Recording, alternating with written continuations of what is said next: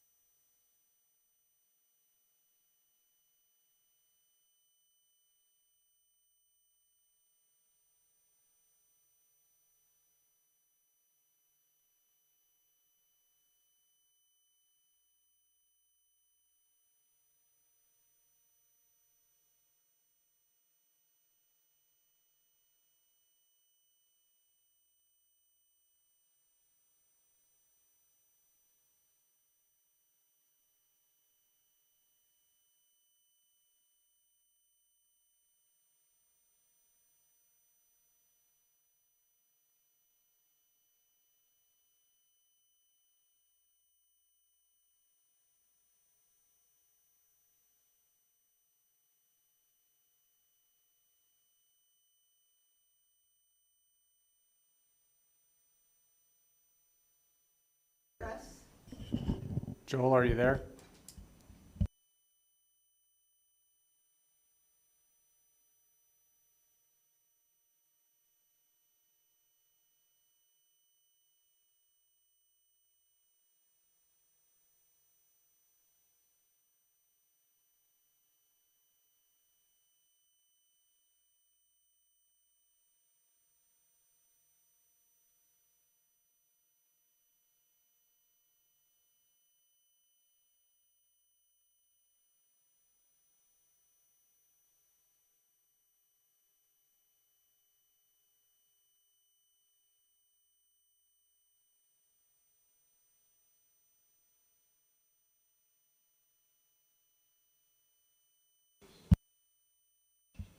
Joel, try again.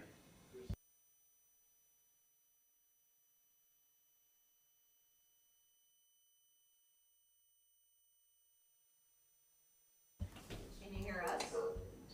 I can, yes. Did you hear anything I said before this, Joel? I did not know. Okay, well, there you go. I just needed your camera and your microphone on, and I gave the spiel that you always give every week, so we don't even have to do that again. So, Perfect. all right, now we're gonna go forward. We do have a quorum, so I am going to, we've had a motion and a second on approving the agenda, so all those in favor signify by saying aye. Nope, we'll have to do Lisa. a roll call vote. Yeah. Okay. Lysa. Aye. Ness. Aye. Paulson. Aye. And Moorhead.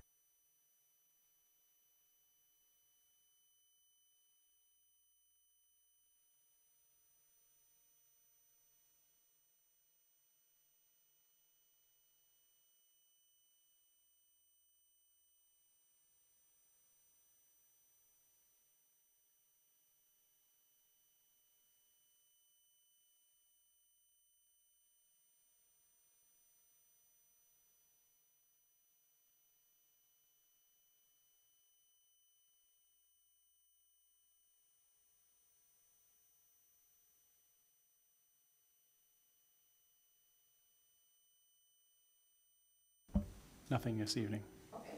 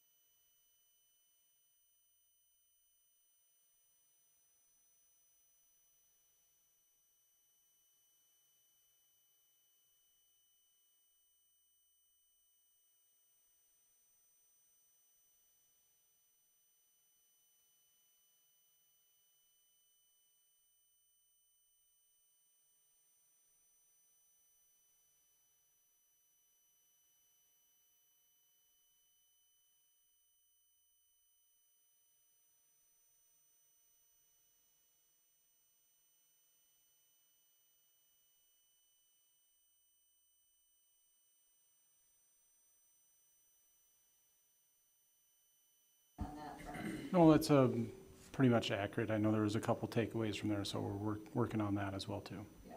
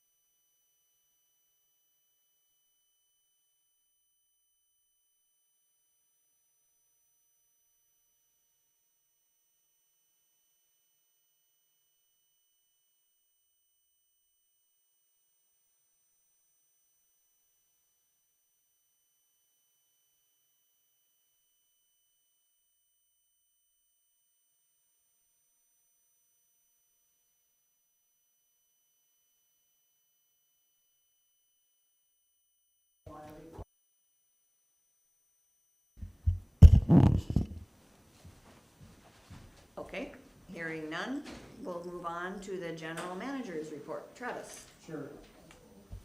Nothing actually nothing actually in the in the packet tonight, but I do have a few items to talk about.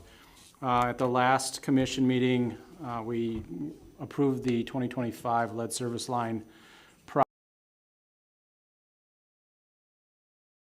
Just wanted to explain that, you know, the EPA has requirements and recommendations. Moorhead Public Service is following the recommendations, and we're taking the requirements. We're following the requirements, and we're taking the recommendations under consideration. If they are feasible, we are handling those recommendations within the project. However, if they become financially ineffective to do, we're not going to adhere to those recommendations just due to cost for the most part, and or construction reasons as well too. Jake is here as well if any of the commissioners have any questions on that. Anybody have any questions? One question that I just have is, did a lot of research into that process for replacing those lines, or the decision to leave in place.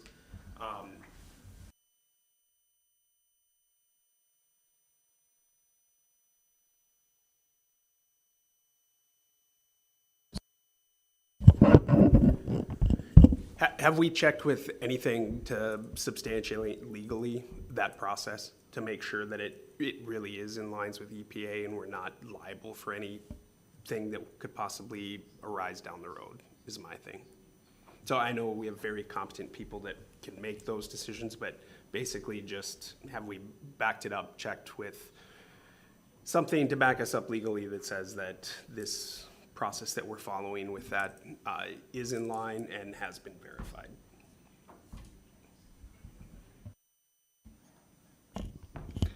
We've been looking into, you know, the requirements and the recommendations. From what we've looked at and we've talked to the engineer, we're looking into it a little bit further, but there's so many projects that the lead service lines have to be bored in just due to where the lines are located at within properties. I really wouldn't think it's feasible to physically remove each lead line from the ground. And a lot of times you're dealing with 100-plus-year-old foundations, so digging right next to the foundation would be a huge liability for that basement, as a lot of these homes are really, you know, the foundations are kind of failing. They've had updates to them to try to stabilize them. So digging up would be a huge risk and liability. In our project, we put in one of the specs is contractor can't get in within, I believe it's 10 feet of the foundation for that reason.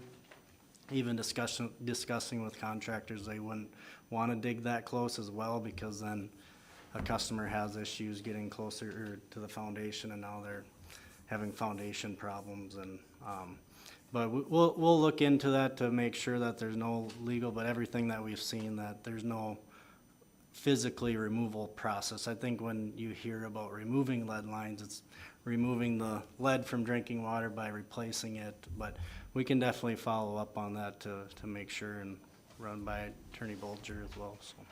And I'm not sure if that's necessarily required or not, but I appreciate that background on it. And what it proves to me is that MPS has done a considerable amount of research and looked into it quite a bit to Yep, and all of our the decisions that it's made. and our plans are approved by the Minnesota Department of Health, and that we talk about our process for replacing and replacing the lines, and then just also during main replacement projects, when we're actually digging up from the water main to the curb stop in the street, those are all getting removed during that process, unless it's underneath a big tree or something that's not, getting removed. But it's more so the private side that really is used more of a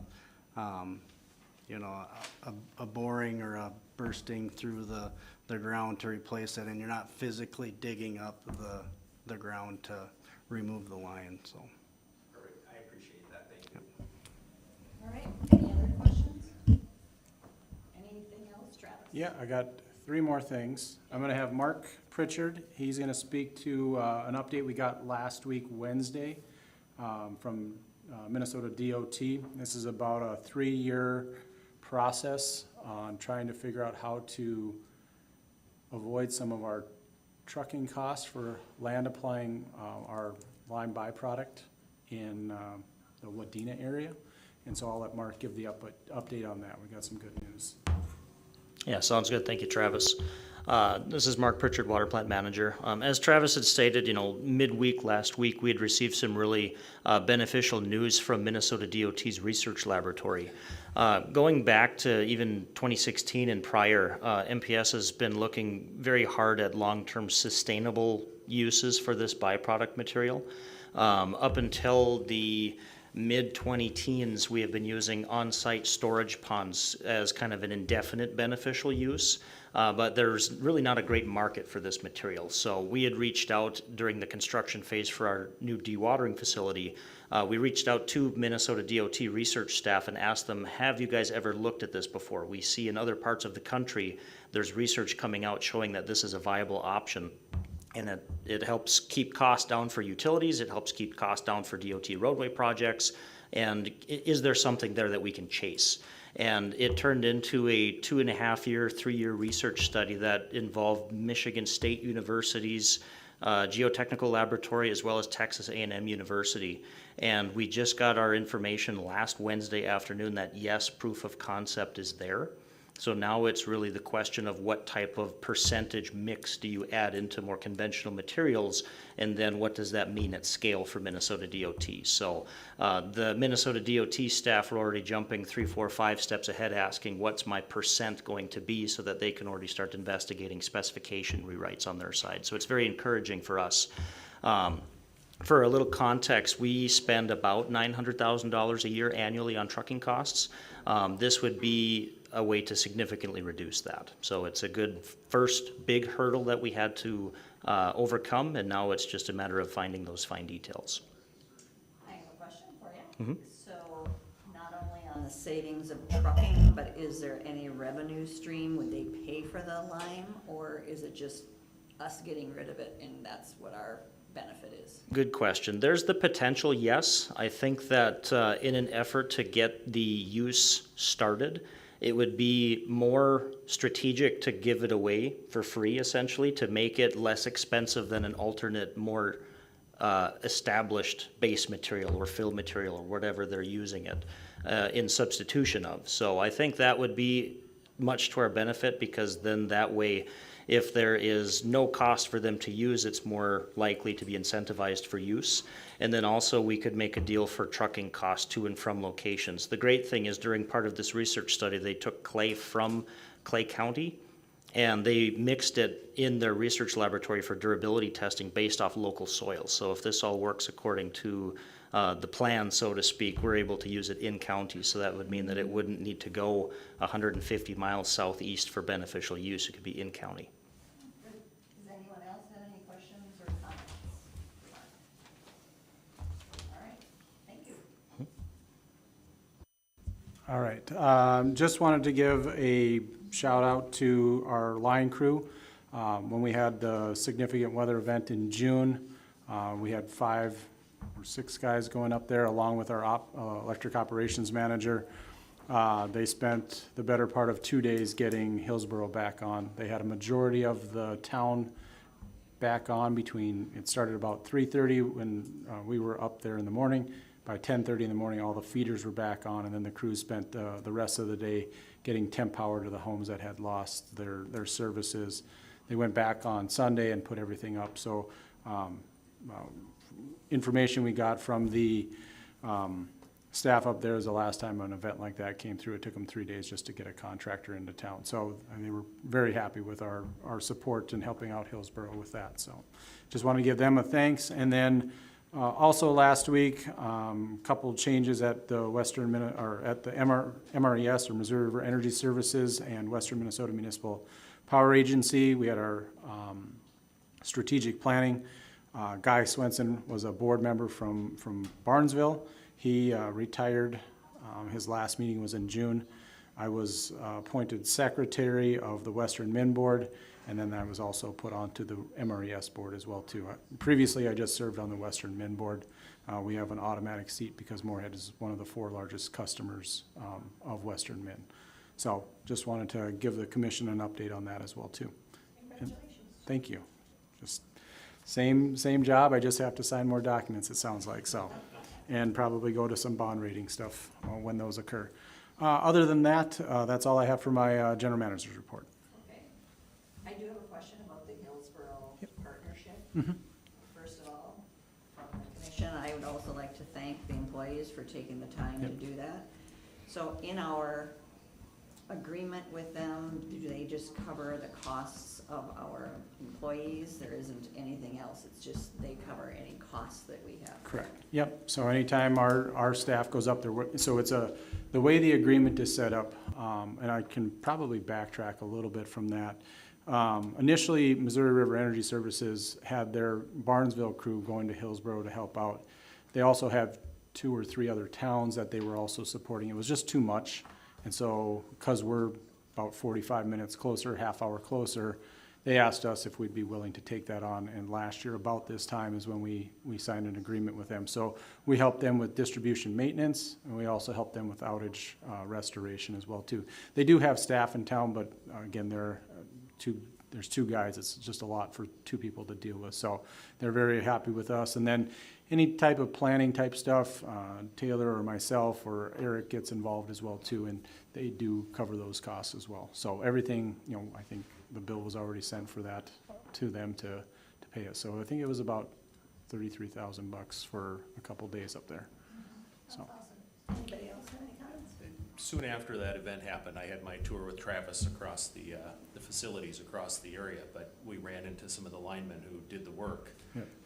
And they had said, we had more equipment on our truck than Hillsborough does in their entire warehouse. Like, so, I mean, we're really well equipped to help a smaller area to get things back up and running quickly. So really, really great to be part of that.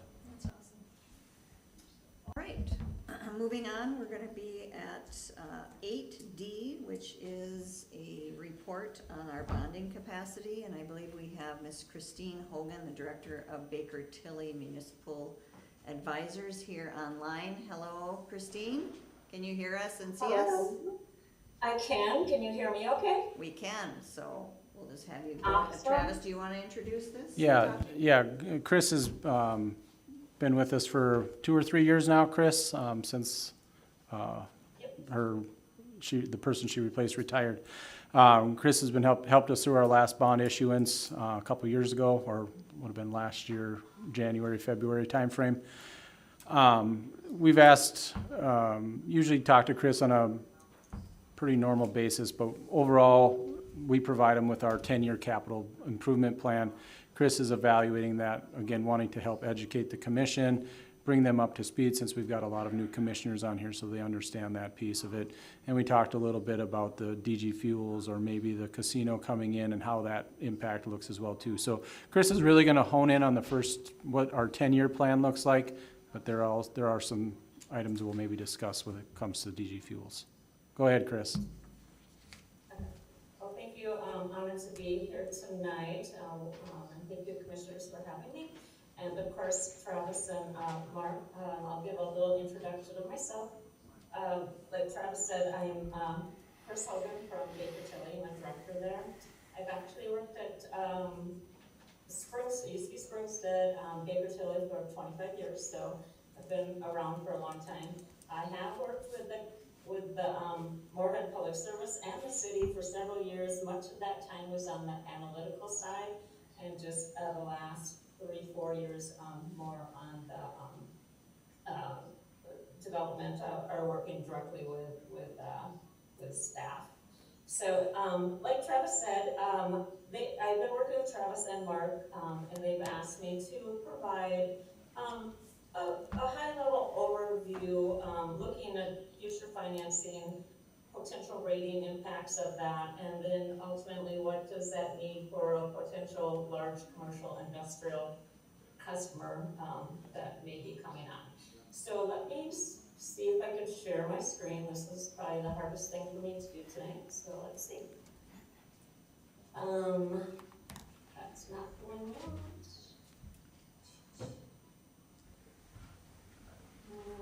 This is the tricky part.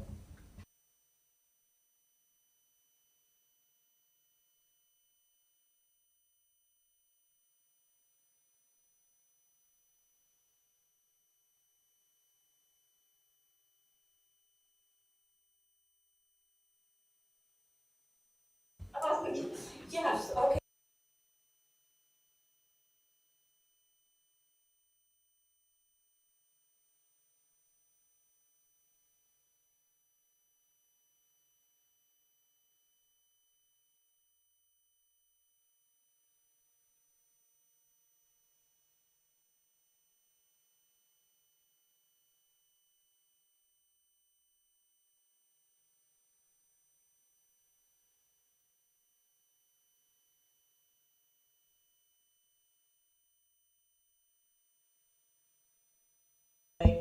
And covered.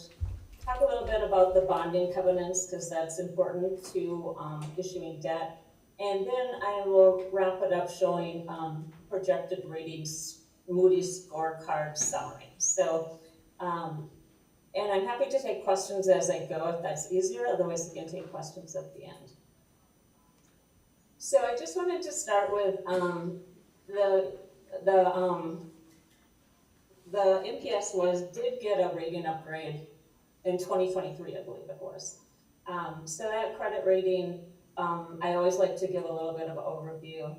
They were upgraded, some of the comments they had was that, it benefits from local rate setting authority, the liquidity position continued to be strengthened, debt service coverage was solid, debt ratio was modest.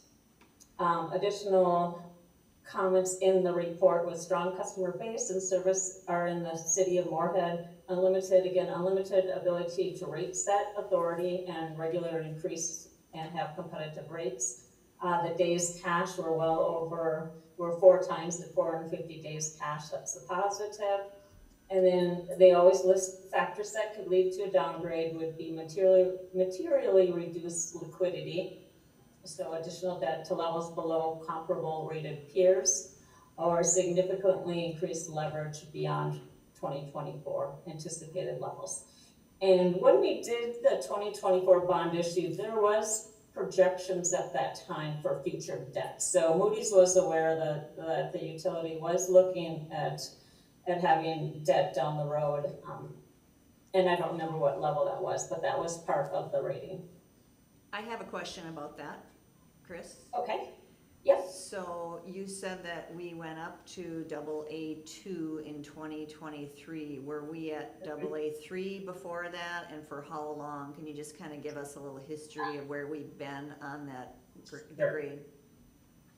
Well, that's a great question. AA3 was the prior rating for the upgrade. How long you were at that level, I don't have that in front of me. So, and maybe Travis, you might remember. Do you remember how long was it AA3? I feel it was for a while, but I don't know. Yeah, I would say probably 10 years that we were at that. Probably in that probably when we set the policy for our days of cash on hand, which was about 2013, 2014. So sometime shortly after that, I think about 10 years? Yeah. Yeah, I knew it'd been a while, so sorry I don't have that exact answer. And is our cash on hand, goal is 300 and some, is that right? So electric is 200 days cash on hand and water is 250 days. Some of this was increases because of AMI, and we had a couple of settlements through MRES that helped raise that limit up to where it's at, but we're using those funds to pay for AMI over bonding for something like that. Thank you. Okay. So this is what I was working with, projected future financing. So for the electric utility, we were looking at 33 million bonding in 2027, and then 8 million bonding in 2029. So those are the levels that, as you see when I go forward, that I've been working with. And then on the water utility, again, they were looking at upgrades, existing and aging infrastructure. So they're looking at proposed debt borrowing of 4 million in the water in 2027 with 30 million in 2029.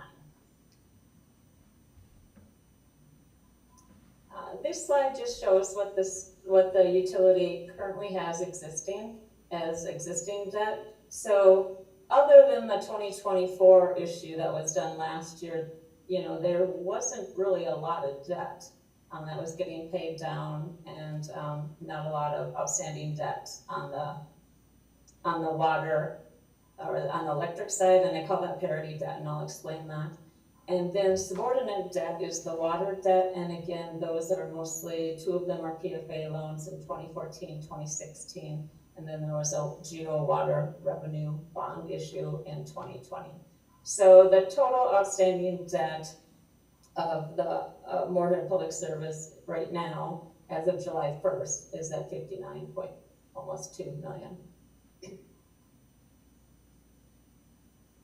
So what I've done here is mapped out debt service for the future, on the prior slide, what I indicated the borrowing was in 27 and 29.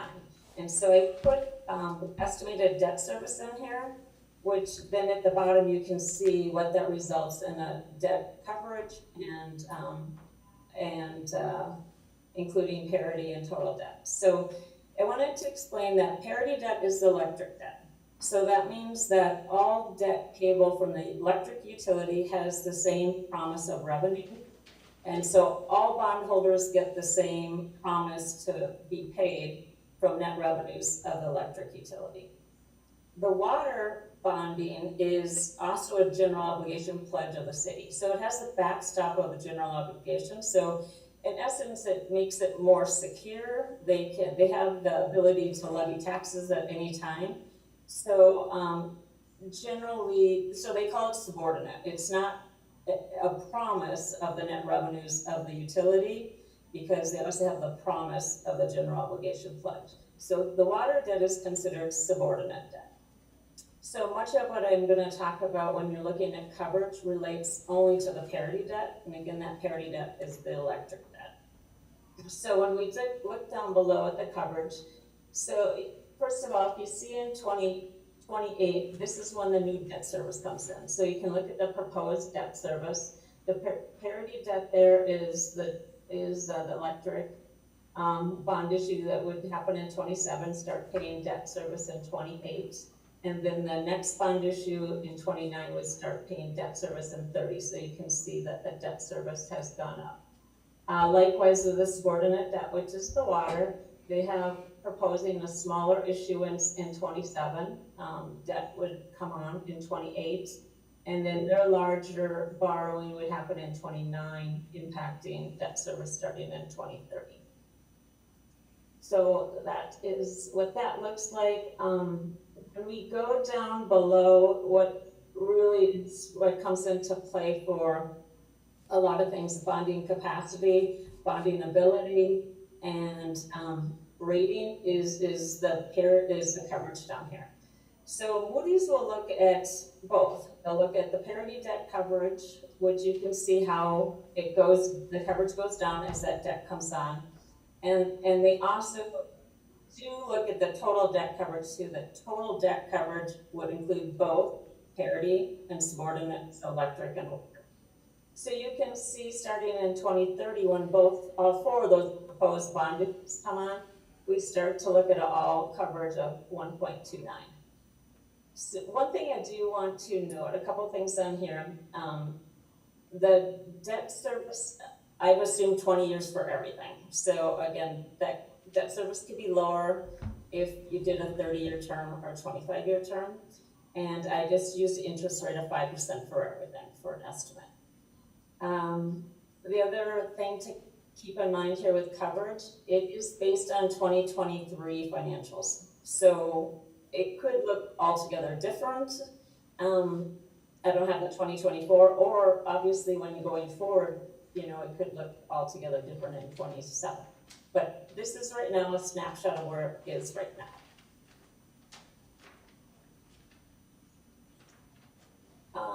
This is, I think, an important slide because it shows that, if you're thinking about issuing additional debt, not only are you looking at rating implications, but there's certain tests that are required to even issue the debt.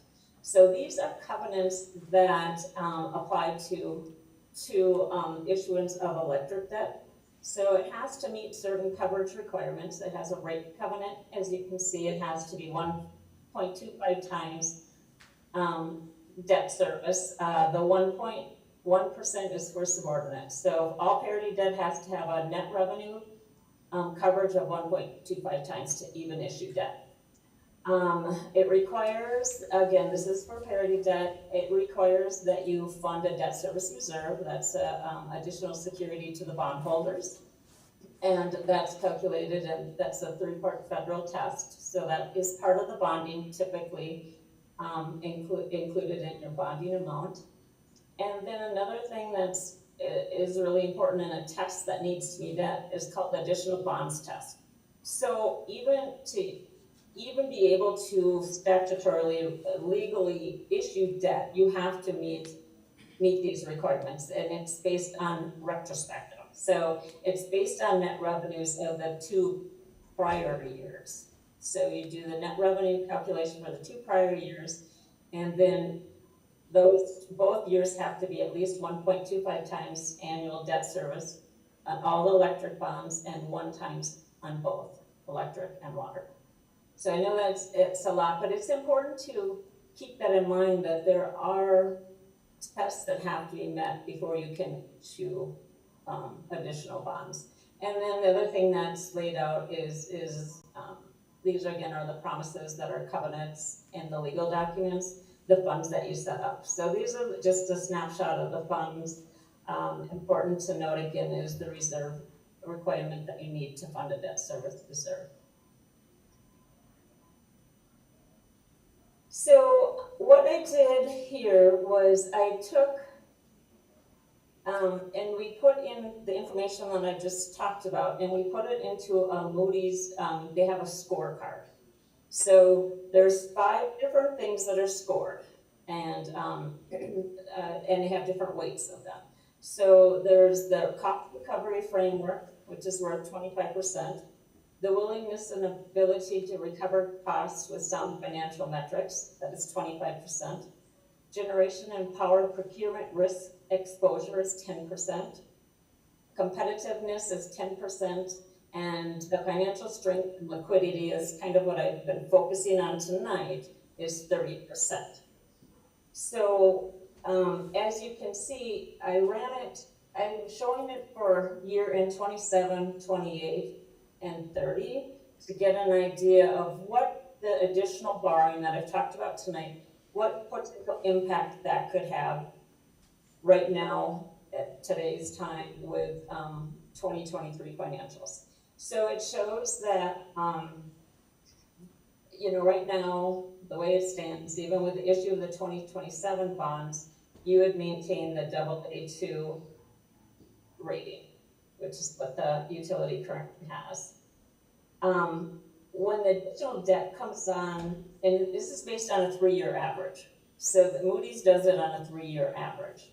So once you're into 2028, now the 3-year average is looking, the weighted score goes down a little bit, and mostly it's because of the, it's all, again, this is focused on the financial strength and liquidity. So the thing that's most impacted here is the adjusted debt ratio, and that adjusted debt ratio, as you can see, is what goes down, or goes up, sorry, it goes up. So by the time you're in 28 and we're looking at a 3-year average that now includes the 27 bond issue, we are looking at adjusted debt ratio of 0.3. That starts to put you in a range of a AA3 category. And then likewise in 2030, we now are including the 2027 borrowing plus the 2029 borrowing, and you can see that the adjusted debt ratio now has gone up even more, but that still keeps you at a AA3. So there's a lot to unpack in this. There's a lot going on here, and I've tried to summarize it in a way that is easy to understand. But I think what's important here, and this is kind of just to provide a summary, even though we're showing a AA3, it's important to remember that we are looking at 2023 financials. And we've done no forecasting at this point of future revenues. So, that's a next step. What does future revenues look like? That could offset that debt ratio that I said. There's other ways of, this is a snapshot, and we're usually pretty close to the methodology. We use the same methodology, but Moody's also has what they call adjustments. So they can make adjustments to, even though numerically or the numbers show you this, there's other rating, I'm trying to see what they call them because I'm not remembering, but they can make adjustments to that. And I have not made any assumptions on that. And yeah, they call them notching factors. So there's other considerations that they'll look at, and they call it notching factors that could notch a certain category, such as the debt service and the debt ratio, which would change. So I guess I want to make sure that I'm being clear that, there's several things to consider, even though the snapshot says potentially, could be downgraded. I think there's a lot to, this is just a snapshot and, looking at retrospective versus forward. Future projections of revenue, including rate increases. As I understand, there's rate increases each year, that will make the net revenue higher than probably what I've been looking at. But I guess in summary, this is where a snapshot right now today, this is what it looks like. And there's further analysis to look forward is probably the next step in the analytics. Okay, so, questions? Okay. This, that one, okay. So, we're kind of opening it up for questions. I guess I'm gonna start with the first question. So, really, our Moody's rating determines how much we have to spend for money, correct? I mean, isn't that basically it? How much it's gonna be for us to, what our charges are to borrow money, basically? Right. So it impacts just like on a personal credit score. It's the same type of thing. So the thought is, if you have a lower credit rating, the cost of borrowing is higher. Right. One notch, AA2 to AA3 is, I'm just gonna say 2 to 3 basis points. It's not significant, but there would be some cost to it, yes. Okay. Any questions? Joel, I can't see you right now, but do you have any questions? I don't have any questions, but I want to thank Chris because this really gives me kind of a good feeling as to where we're at and where we're going. So I really appreciate the information, and it kind of gives that background as we move forward with some rather big decisions over the next few years. So thank you. Okay, you're welcome. Travis, do you have any additional comments? Yeah, so Mark Moylan couldn't be here tonight. He's down in the cities with family. So, but he did confirm 2013, 2014 is when our rating went up. So, or was that a AA3? Okay. So, Chris, when it comes to the, as we discussed, the DG Fuels large load or potential other opportunities coming up, what do you see from a financial perspective on that? I know the answer, but you want to speak to that for the commissioners?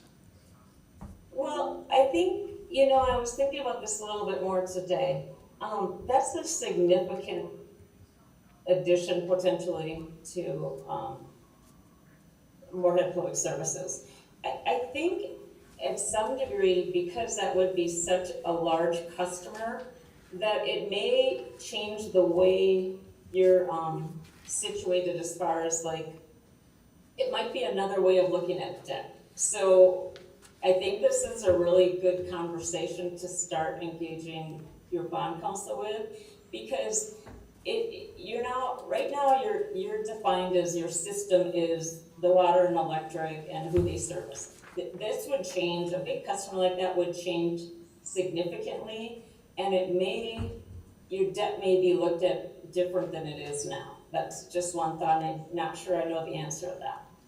But I think it's worth pursuing because ultimately we're gonna need that answer. Secondly, if you were to, this, what I've presented here shows that you can support the debt that we've been looking at. So the electric and water debt, the 33 million, you can support that. And stay within, your coverage requirements, but you are getting to a point that's about all you can issue. In the sense that your coverage is gonna go down. You have some room, but not, not to the level of a big customer coming on and depending on how you need to finance that. But like we talked about, Travis, it's, that's kind of leads to the next discussion, and what does that mean? How would you finance a big project like that? And, I don't think it would be upfront funding by Moorhead Public Service. Okay. But I don't know that answer. I think that's exactly the next step that we need to start looking at. What does that mean? Okay. Excuse me. Second question, I mean, not really a question, it's probably more of a statement. You know, I think we're in good shape right now, and I just got a message from Mark as well.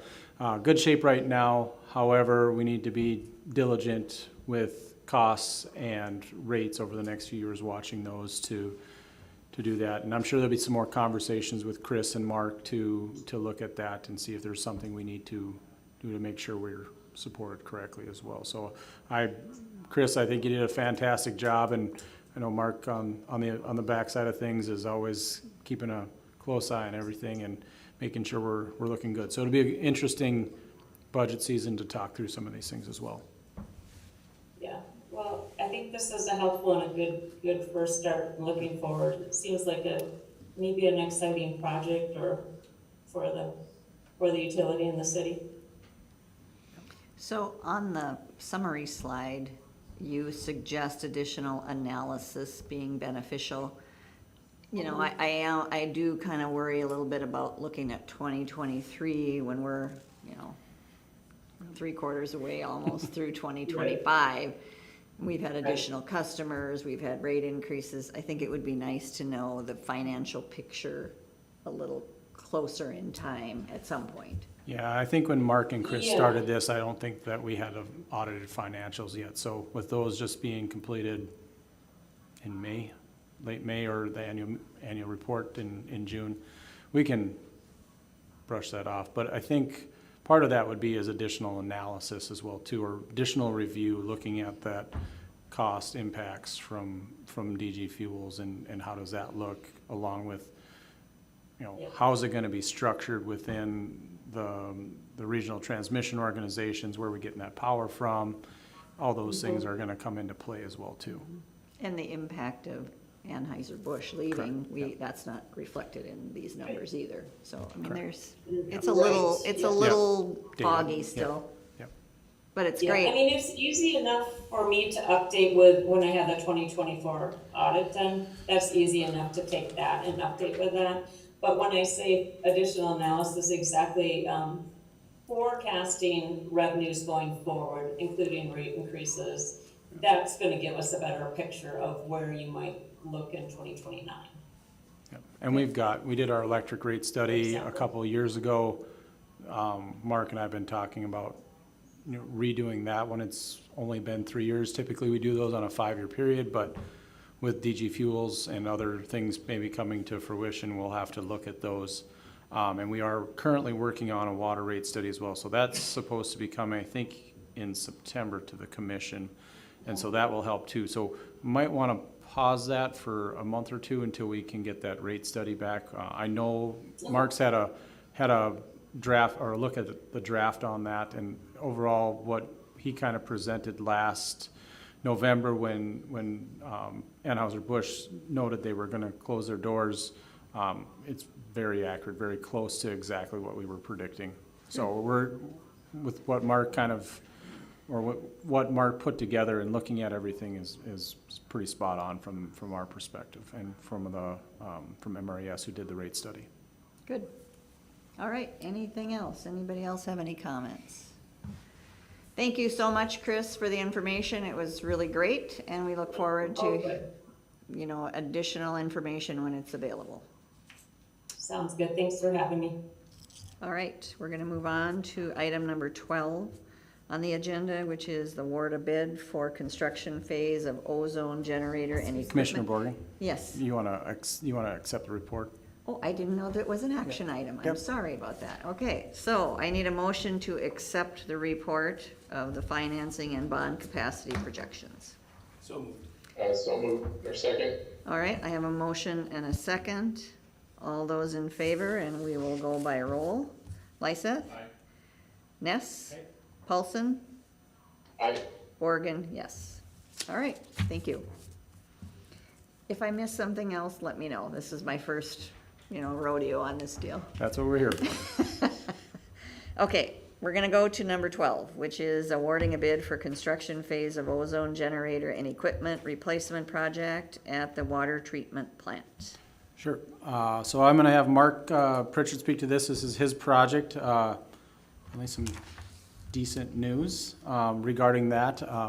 We did take this, this was approved on consent last night at the council meeting, so contingent upon commission approval tonight, just because the meetings were a day apart. Instead of waiting another 2 weeks, we did it that way. But overall, process is going well, or we've got the equipment and stuff like that. Now we're just into the construction phase and just bid that. So Mark, go ahead and speak. Thank you, Travis. Mark Pritchard, Water Plant Manager. As Travis had mentioned, we got some good news yet again for one of our ad for bids coming back for an MPS project. We had 2 bids received. We had about 7 bid downloads from different area contractors. The local ones were the ones who did submit information back, so it's great to see that there's some local competition. We ended up getting a low bid that was approximately $110,000 less than engineer's estimate, so that's excellent news and a continued windfall for MPS from a financial perspective. We opened up bids on July the 1st. We had 2 bids, one from CC Steel of Fargo and the other of Key Contracting, also of Fargo.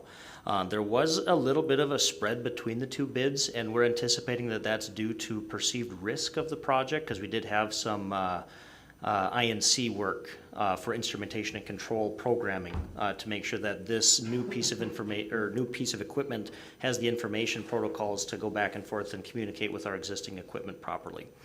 So overall, we had really good numbers. It also means that for the total project budget, end of 2023, when we were projecting out what we would need, we are right underneath that at $2.16 million for a total project cost all in at this point.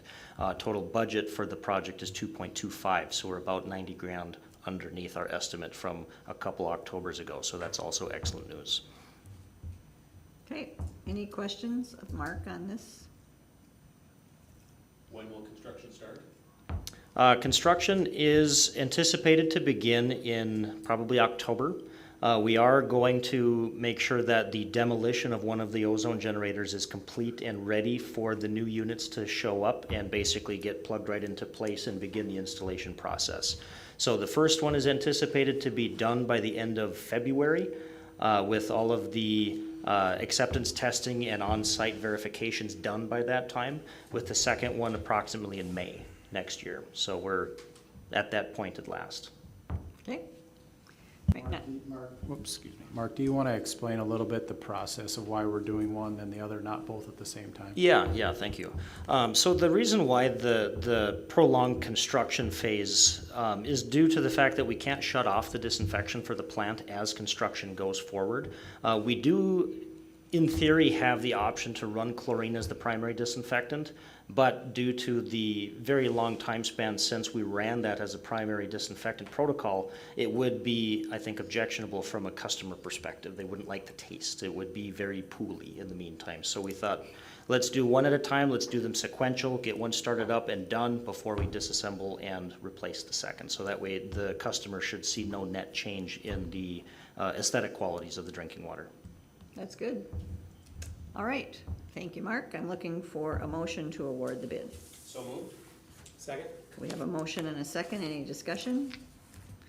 All right, we will take the roll call. Lyseth? Aye. Ness? Aye. Paulson? I, And Borgen, yes. All right. The next item on the agenda is number 14, to approve sponsorship requests of the Moorhead Parks and Recreation for upcoming special events. Travis, are you gonna talk to us about those? I am. All right. 1 second.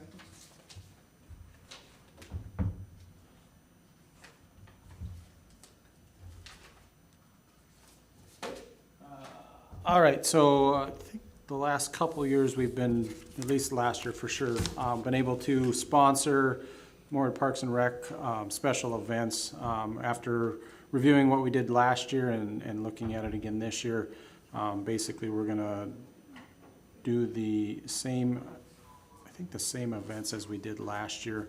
The River Arts stage sponsor might be a little different, but Greater Moorhead Days parade sponsor, and then the Halloween trunk or treat as well too. Again, we bring these all back to the commission. They've been vetted, so they're a viable sponsorship, and we don't, because we've done it so many times, we didn't even have to talk to legal on it, so. But yeah, other than that, so far, year to date, we've spent about almost $18,000 of a $50,000 budget. And request approval by the commission. All right, anybody have any questions? They're all three great events in Moorhead, very well attended by the community and appreciated, so. Looking for a motion then to approve those sponsorship requests. I make a motion to approve the request for Moorhead Parks. And do we have a second? I'll second. We'll give it to Joel. And any discussion? And we'll do the roll call vote. Lyseth? Aye. Ness? Aye. Paulson? Aye. Borgen, yes. All right, that passes. Let's see. Moving on to number 15 is approval of a sponsorship request from Clay County Early Childhood Initiative for the longest table at Moorhead and Dilworth. Travis? Sure, word is getting out. So again, this was brought, I don't remember Sue received the information on this one, but Clay County Early Childhood Initiative has asked us to be a sponsor. I think it's $2,500 if I'm, or excuse me, this one, we kind of left this one up to the commission on how much you guys wanted to sponsor. There's there's a $1,000 sponsorship, and then there's a $3,500 sponsorship. Both of them are doable. They're within the budget.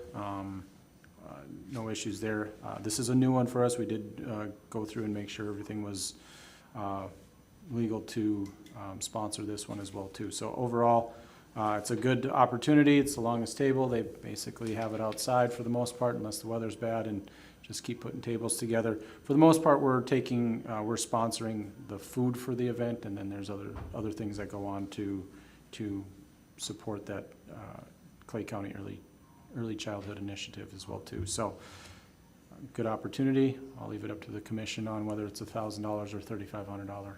Okay. I'm waiting for a motion from someone to decide if you want to do 1,000 or 3,500. I would move for $1,000 sponsorship. Do we have a second? Second. Any discussion? Do we feel that's enough, or do we want to go up, or is that like how you initially feel about it? My thought was, since it's a Moorhead and Dilworth one, as a premier sponsorship, you'd want to be in both communities and be able to, get the full recognition. I feel as a Moorhead only, the next level would be appropriate. Yeah. The one thing to think about too, Matt, is that we do provide water to Dilworth. We do all do the water. So there's, if you want to think about that as well. I did not. I would be open to a friendly amendment with that. I would move for 3,500 then. I forgot about that. All right.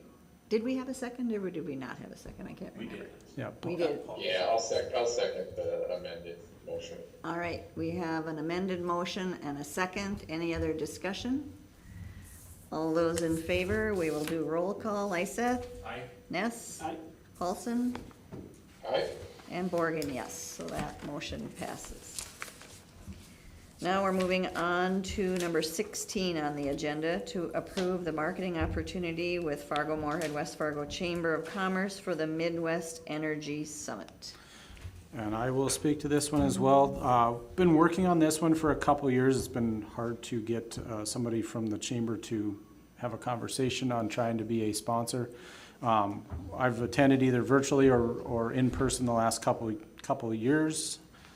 A great event, really talks about the Midwest energy situation, along with other things that are discussed at that one. I just saw a lot of talk over AI and data centers and a few other things is on the agenda for this year. It must have just came out because I didn't see it a couple weeks ago. to be a premier sponsor for this one, and the reason we decided to look at the premier sponsorship is Cass County Electric and XL Energy are the typical two that are premier sponsors. And so to make it equitable across the board, we looked at having more MPS be the third energy sponsor, since we are the three in the FM Metro. And so we're looking at that. One thing we did discuss, and I had discussed with Missouri River Energy Services as well, is looking at alternating years. 1 year be Moorhead Public Service, 1 year be MRES doing it. What you see a lot is that there's a lot of chambers from other towns, whether it's Valley City, Detroit Lakes, Watertown, South Dakota, Brookings, I think Marshall, Minnesota is also one of them. And so those are all MRES members as well too, so having to split that between the two was something. If we just want it to be MPS every year, we can do that. I did get a thumbs up from MRES that they would be happy to split that or alternate every other year as well too. So with that, it looks like we get 2 tables of 10 prime seating, 1 reserved at the president's table, podium opportunity to welcome attendees, and several other items on there as well too. So our goal was to send staff, city staff, council, and commissioners that were available to go to those and use up those seats before we register others. Sounds good. Anyone have any questions, comments? Again, it's a $10,000 marketing sponsorship. Technically, I would be able to approve this, but because it was so large and different, I wanted to bring it to the commission. Sue did some forecasting on the 50,000 we have, and it's within the budget. Well, even looking at all the stuff, including Holiday Lights Parade, that's either happened or potentially could happen. We have about $7,500 left by the end of the year, so won't fully use the 50,000. Okay. You know what? I want to commend you for getting our name out there too. Yep. You know? It's been a process. I got somebody that was willing to talk about it this year, and it took a little bit, but we figured it out. That's good. All right, I'm looking for a motion. I'll make a motion. So moved. All right, I'm gonna give that to Mr. Paulson, and I'll second with Mr. Ness. All right. We'll do the roll call vote. Lyseth? Aye. Ness? Aye. Paulson? Aye. And Borgen, yes. So the motion passes. Number 17 on the agenda is a closed meeting for executive session, and I don't believe we have one tonight. So number 18 on our agenda is the upcoming meetings. There is a meeting scheduled for the 5th if needed, and then our next regular meeting will be August 26th. Do you foresee the 5th happening? At this point, we've pushed the reason we would have had the 5th meeting was for bid opening for transformers and breakers, and we pushed that opening out, so we won't have that. So we'll just have everything on the 26th. Okay. And then we have some meeting opportunities for the commissioners. There is the MMUA Summer Conference. Do we have anyone going to that yet? Not yet. I think Mr. Paulson is maybe. He was looking at his schedule. Okay, there's the Minnesota AWWA Annual Conference in September in Duluth. And then the MRES Municipal Power Leadership Academy. And I have registered for that. And Mr. Lyseth Matt, are is you too. going to? Okay, good. And after the meeting, let me get you your And itineraries. Lisa and Travis, I'll be attending the AWWA conference professionally, so I'll be there as well, similar to what I did with the AWWA National Conference. So I was there professionally, not on MPS's dime. So Well, thank you. You're just helping You're us welcome. out, not costing us anything. We like that. that's right. All right, if there is nothing else, we will adjourn. Do we need a motion or do we just adjourn? We need a motion to adjourn. I make a motion to adjourn. Second? All right, motion and a second. Lyseth? Aye. Ness? Aye. Paulson? And Borgen, yes. Thank you and good night. We started that date.